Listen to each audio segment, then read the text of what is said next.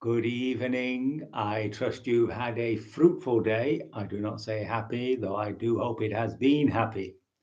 Namo tassa bhagavato arahato samma sambuddhassa. Namo tassa bhagavato arahato samma sambuddhassa. Namo tassa bhagavato arahato samma sambuddhassa.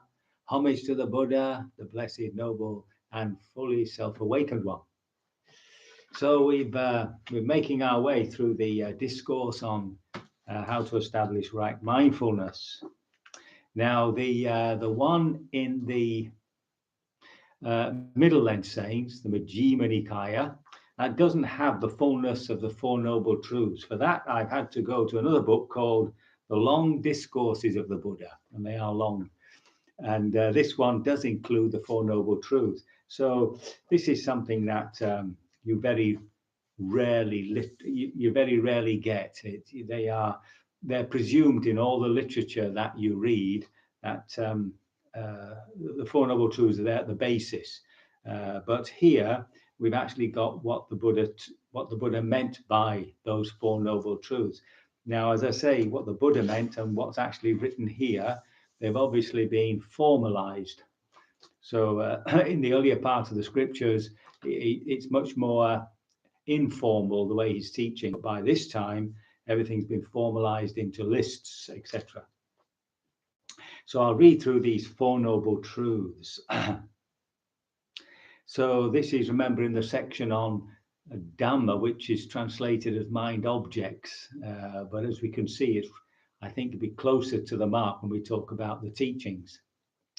So again, a meditator abides contemplating mind objects. And how does he do this?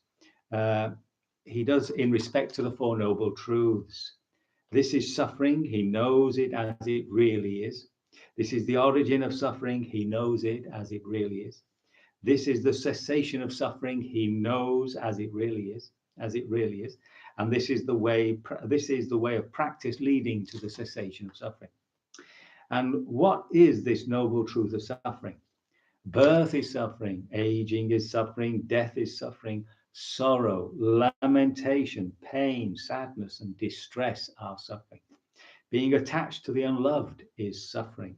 Being separated from the loved is suffering. Not getting what one wants is suffering. In short, the five aggregates of grasping are suffering. Okay. So then there are definitions of these. For instance, what is birth? Whatever beings of whatever group of beings, there is birth, coming to be, coming forth, the appearance of the aggregate. So that's a psychophysical organism. The acquisition of the sense bases, the six sense bases, including the mind. This is called birth. Aging. Whatever beings of whatever group of beings, there is aging. Decrepitude, broken teeth, gray hair, wrinkled skin, shrinking with age, decay of sense faculties. This is called aging. So he's not bad, is he? He's got it nailed there, I think. And what is death? Whatever beings of whatever group of beings passing away, a removal, a cutting off, a disappearance, a death, a dying, an ending, a cutting off of the aggregates, psychophysical organism, discarding of the body. This is death. So then he describes these words that he's used. What is sorrow? So any kind of misfortune, anyone is affected by something of a painful nature. Sorrow, mourning, distress, inward grief, inward woe, that is called sorrow. Lamentation, whatever any kind of misfortune, anyone is affected by something of a painful nature, and there is crying out, lamenting, making much noise of grief, making great lamentation. This is called lamentation. What is pain? Whatever bodily painful feeling, bodily unpleasant feeling, painful or unpleasant feelings result from bodily contact. This is called pain. And when he says body, of course, it's the whole body, the whole senses, everything. What is sadness? Whatever mental painful feeling, mental unpleasant feeling, painful or unpleasant sensation results in mental contact, that is called sadness. And distress, whatever kind of misfortune anyone is affected by something of a painful nature, distress, great distress, affliction with great distress, this is called distress. And not being and what monkey is being attached to the unloved. Here, whoever has unwanted, disliked, unpleasant sight objects, sounds, smells, tastes, tangible or mental objects, or whoever encounters ill wishes, wishes of harm, of discomfort, insecurity, with whom they have concourse, connection, union, this is called attached to the unloved. In other words, when you're stuck with some situation which is highly unpleasant, or some person which you find whom you find unpleasant. And what is the separation from the loved? Here, whoever has what is wanted, liked, pleasant sight objects, sounds, smells, tastes, tangibles, and mind objects, and whoever encounters well wishers, wishes of good, of comfort, of security, mother or father, brother or sister, or younger kinsmen, or friends, or colleagues, or blood relations, and then is deprived of concourse, connection, and union, that is called separation from the loved. So he's now described that those little adjectives that come at the end of the noble truths. And then he says, what is not getting what one wants. So this is the crux of it, isn't it? And in being subject to birth, this wish arises. Oh, that we were not subject to birth, that we might not come to birth. But this cannot be gained by wishing. This is not getting what one wants. In being subject to aging, to disease, to death, to sorrow, lamentation, pain, sadness, and distress, this wish arises. Oh, that we were not subject to aging, etc. But this cannot be gained by wishing. This is not getting what one wants. And how, monks, in short, are the 5 aggregates of grasping suffering? The aggregate of grasping of form, of feeling, of perception, of mental formations, and consciousness.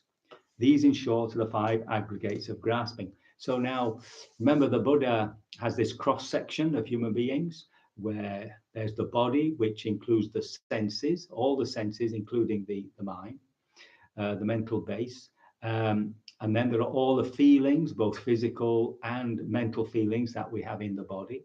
There's all the perception, which then grows into concepts and all that. And when these 2 things are joined, feeling and perception, that's when we start creating these habits, mental habits, physical habits. And all that has to appear upon a screen of consciousness. Now, all that the Buddha did after his awakening. Nothing changed at that level.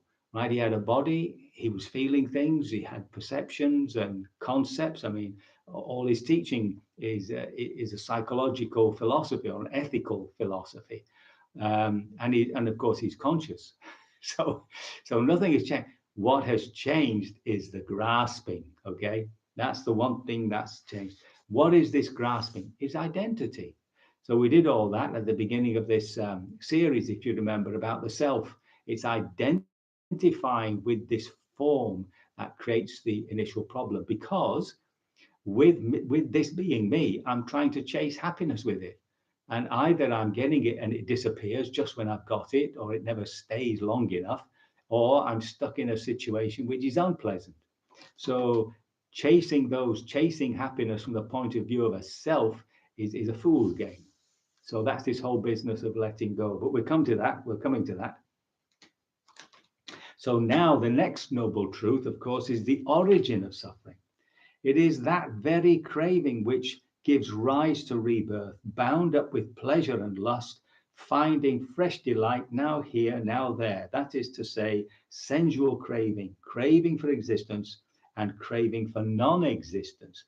So if you think about what it is that we crave for, so this craving is again a desire, right? So there's the way they translate these two words, tanha and upadana. So tanha is your initial desire, right? Which can be a craving, unfortunately. And the upadana is the craving which comes about by identification. So I would always prefer to translate them as desire, wrong desire, craving, and identifying, possessing and identifying. So basically the cause of everything is this relationship of wanting happiness from or through this psychophysical organism. And where does this craving arise and establish itself? Wherever in the world there is anything agreeable or pleasant, there this craving arises and establishes itself. And what is there in the world that is agreeable and pleasurable? Now remember, when he's talking about the world at this sort of level, it's not the objective world out there, it's the world we're creating, right? And the world we're creating, of course, is often dependent on information from the outside world, but it's still our world, it's still our little universe. So the world, and what is there in the world that is agreeable and pleasant? Well, anything to do with the eye, the ear, the nose, the tongue, etc. That's where craving arises and establishes itself. Signs, sights, sounds, smells, tastes, tangibles, and mind objects in the world are agreeable and pleasurable. And there this craving arises and establishes itself. Okay, so it's obvious that when he says the world, he really means sometimes he talks about in this fathom length body. And of course, it establishes itself also as a consciousness. And then there's a whole section here which touches upon dependent origination, right? So we won't go into that because it's a bit too long, but it's about the initial contact, the feeling that is got from contact. So your contact maybe with a friend, the feeling comes of happiness. Perception, so we have photocopies which then tend to develop into concepts. Then there's the will, the wanting, right? The desire, the volition. And then there's this craving, which is the volition is the energy needed for something to happen. Then there's the craving, and then there's thinking, and they've translated it as thinking and pondering. This is what's his name, Maurice Walsh, who's died. Well, he died a while back actually. Thinking and pondering. So basically, it's your initial ideas and how you're developing them. And of course, all this happens in the objects in the world is agreeable and pleasurable. Now, having established the fact that the fundamental problem that creates all this dissatisfaction, suffering, etc. for us is this desire, this wrong type of desire. He then, of course, can make the statement, there is the noble truth of the cessation of suffering. It is the complete fading away and extinction of this craving, this very craving. It's forsaking and abandonment, liberation from it, and detachment from it. And how does this craving come to be abandoned? How does this cessation come to be, right? So in other words, our practice is renunciation. So it's not self-mortification, not trying to punish ourselves, definitely not trying to punish the body. The body's just doing its thing. It's this constant effort to see where there's a wrong desire and just hold it, then not activate upon it, let it arise and pass away, right?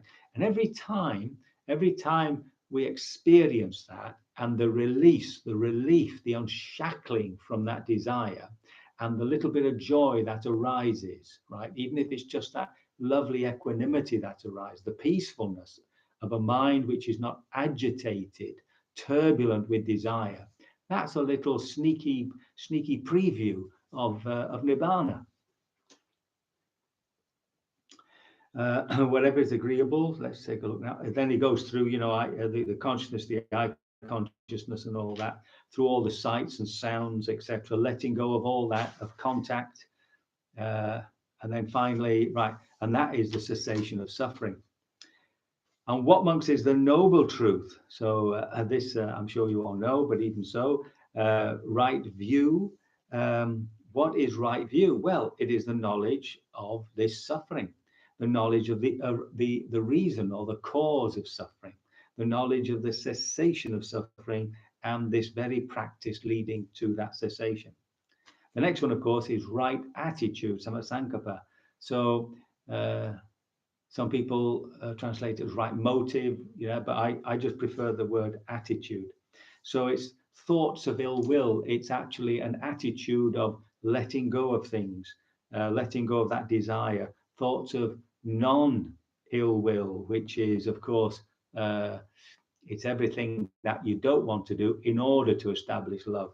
And thoughts of harmlessness, which, of course, is just another way of saying compassion. So when he says thoughts of renunciation, it's also a way of saying generosity. So these things always move towards their opposite. See, the more you let go of things, the more you're happy to give. And the more you let go of ill will and hatred and all that sort of silly stuff, the more you are able to love.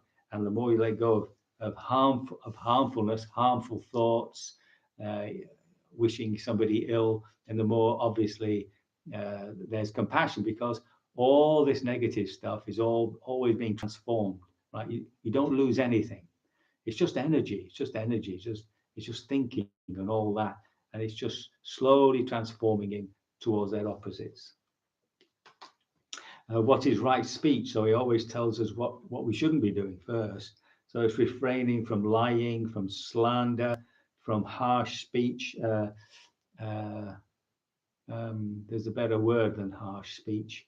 Abusive speech is much better translation. Refraining from frivolous speech as well. But then, of course, as you let go of that, you move towards gentle, truthful, at the right time, and with a heart of loving kindness.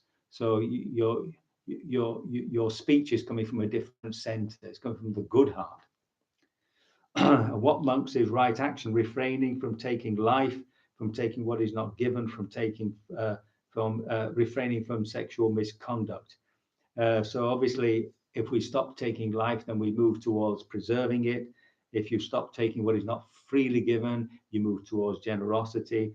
And now this karma, it's always translated as sexual misconduct, but it has a wider meaning of indulging the senses. But here, refraining from sexual misconduct, obviously, the proper place for erotic rather than and sexual conduct is within a fulsome relationship. And then what is right livelihood? Well, it basically says to give up wrong livelihood. So is any livelihood that does harm, and to have right livelihood. Now this is an important thing, because I remember my teacher saying that wasn't necessary because it's included really in right action. But even so, he makes it a special category. And when you think that you spend a lot of your energy, we spend a lot of our energy on the work we do, you can see that it has an effect upon us. So if you're in the say caring professions, then obviously you're developing that sense of care, the sense of compassion. If you're in say policing, then again you're there with a sense of protecting, of trying to stop harm. So that also is compassion, yeah. Although it makes you very suspicious, I think.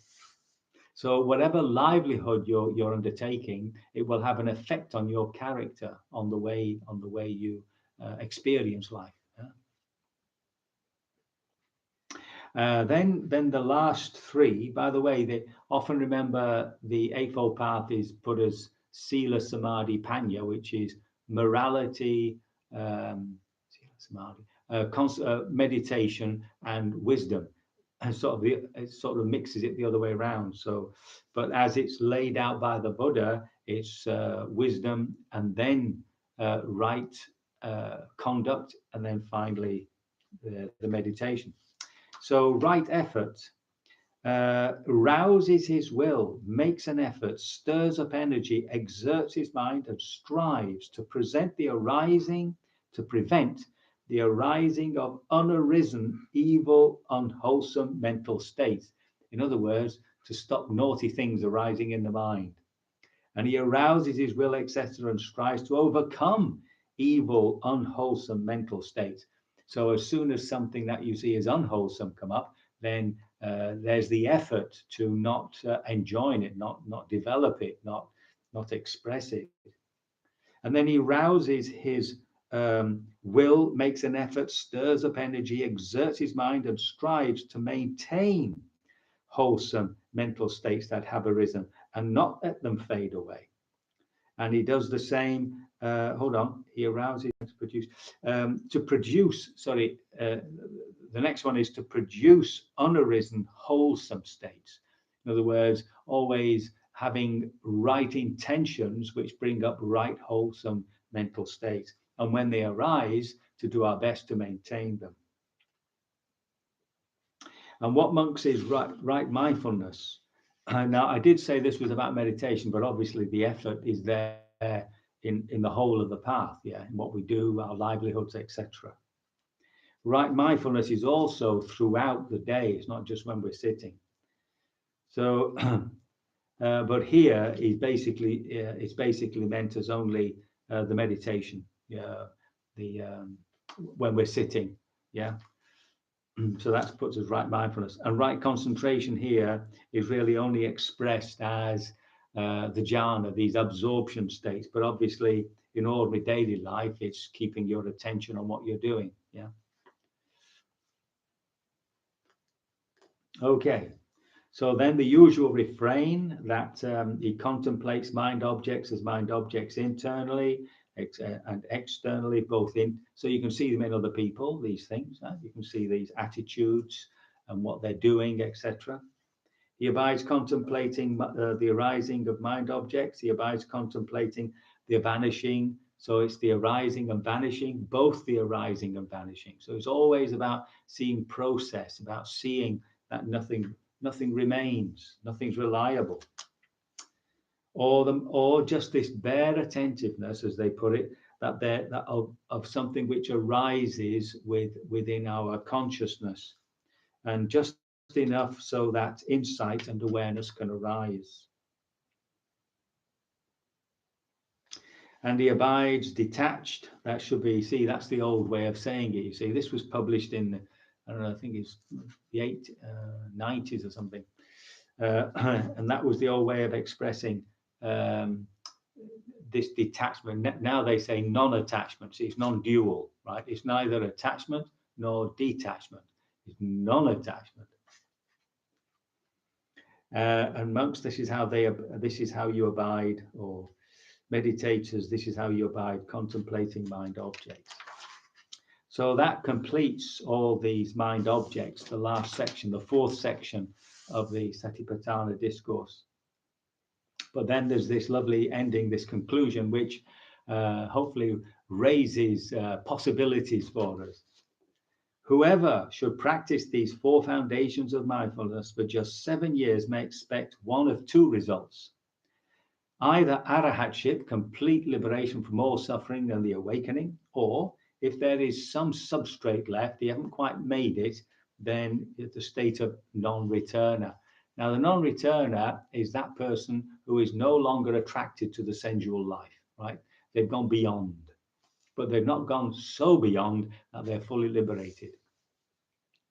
Let alone 7 years, whoever should practice it for just 6 years, 5 years, 4 years, 3 years, 2 years, 1 year may expect one of two results. Never mind 1 year, whoever practices for 7 months, 6 months, 5 months, 4 months, 3 months, 2 months, 1 month, half a month may expect one of two results. And whoever practices this even for 1 week, can expect one of two results: either full liberation or with the substrate left as a non-returner. And now it was said, this is, and so then having said that, he repeats the original statement that he makes right at the beginning of the discourse. Now, how could you possibly be fully liberated in 1 week, you see? We do have occasions in the scripture where people wake up just like that, you know. Might I bring, there's the very famous or well-known case, rather, of Bahir the Barkroth, where he basically gives him a few hints and he becomes fully liberated right there and then. There's not time to go into that at the moment. So this 1 week, one presumes that means that from the moment you get up on Monday morning until you get up again, or until you fall asleep the next Sunday evening, that you haven't lost your mindfulness even for 1 second, right? Then we can expect some results. So that's what we're working towards, that. And so finally, this is the one way. Remember, they've translated ekayano in various ways, but the one that I prefer is that this is the path of pure vipassana, as opposed to the path where you practice these absorptions and vipassana. So this is the one-way path, that purification of beings, for the overcoming of sorrow and distress, for the disappearance of pain and sadness, for the gaining of the right path, for the realization of nibbana, that is to say, the 4 foundations of mindfulness. And it is for this reason that it has been spoken. Thus spoke the Lord, and the listeners, the monks and everybody else rejoiced and were delighted at his words, as I'm sure we are too. So that brings to an end our run through the Satipaṭṭhāna discourse on how to establish right mindfulness. As I say, there are now excellent books on it, which you can read, and you'll find them on the website there, right, on resources. So, time moves on. I trust my words have been of some assistance, not caused too much confusion. May you, by your continuous effort and practice, achieve full liberation sooner rather than later. So we can begin our